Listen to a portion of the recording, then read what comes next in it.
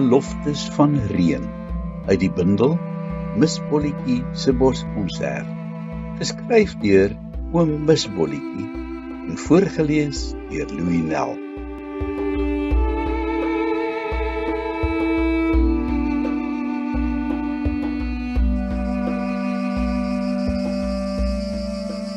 Die dorre aarde hyg smagtend na 'n druppeltjie reën. Genadeloos bak die felle son elke greintjie lewe uit alles waarin daar lewenssap vloei. Rooibokramme, eens trotse sultane met bekoorlike harems, nou lustelose geraamtes wat doelloos rondstrompel op soek na iets groen wat nie is nie. Waar daar slegs enkele maande gelede nog veldblommetjies vrolik gelag het, is nou net die barre rooi grond, leweloos en uitgebak.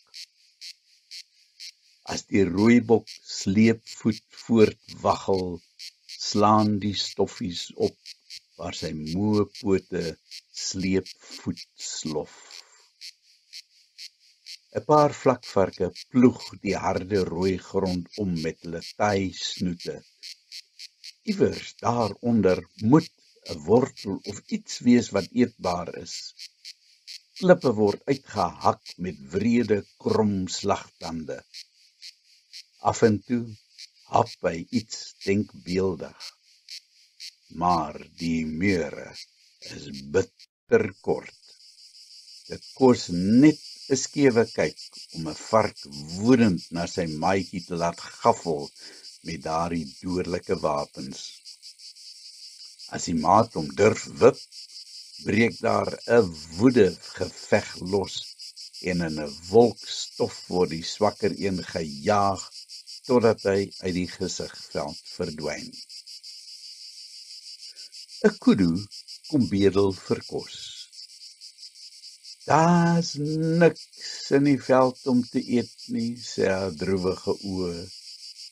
Hoe moet ek oorleef? Op die stoep staan 'n groot pot pap. Hieruit het die duikertjie, die bosbokooitjie, die varke en die terntale al kos gekry. Ek tel die deksel op en sy staan nader. Sy hap al na die pap terwyl dit nog op die lepel is en skaars land dit op die grond of dit verdwyn in haar hongerkeelgat af.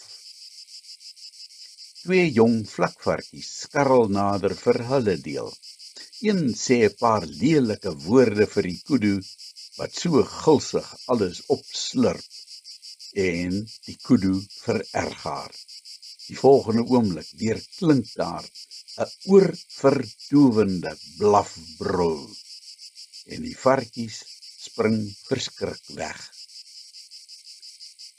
Mevrou Kudu gluur die vark woedend aan, maar die klein japsnoet snork soos 'n klein foksterrier in haar gesig. Weer brul die kudu en draai dan vererg om. Sy sien die houtlepel op die pappot lê en gryp dit behendig met haar tong en begin kou. Almal is honger. Die afgelope paar dae was kraaiengaap warm.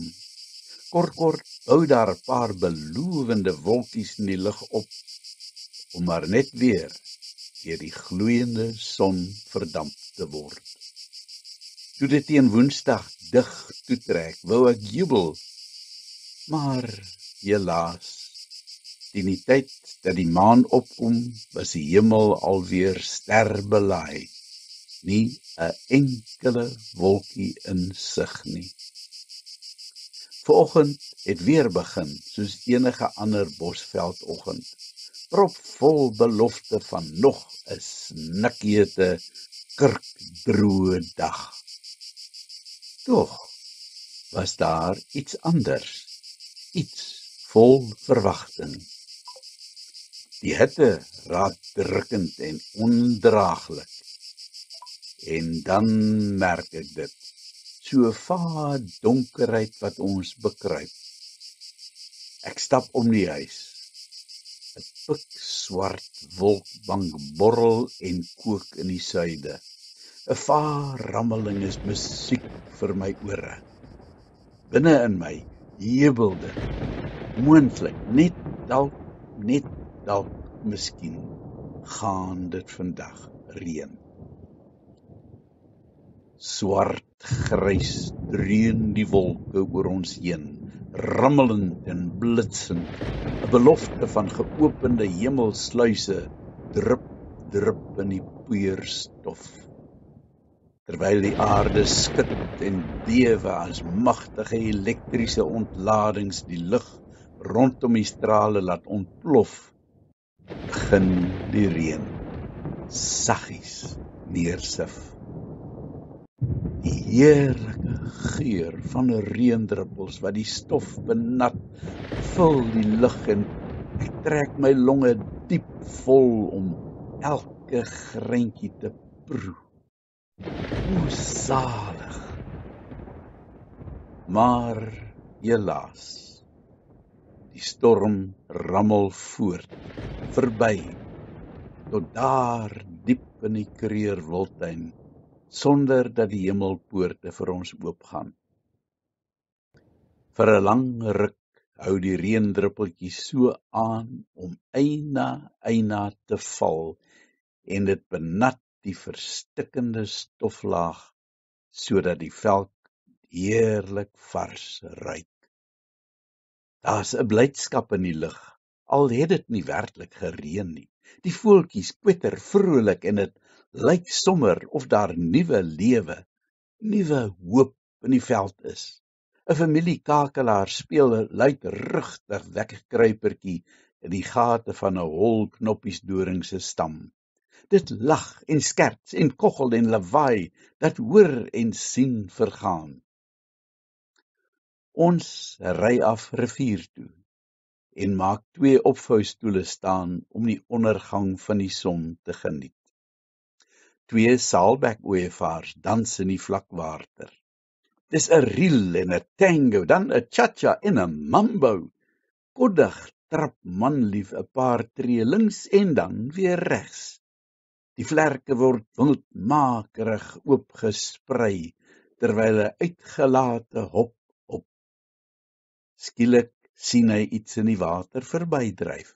Hy gryp dit met sy lang snavel, gooi dit 'n paar keer in die lug en hardloop dan weer windmakerig agter iets denkbeeldig aan.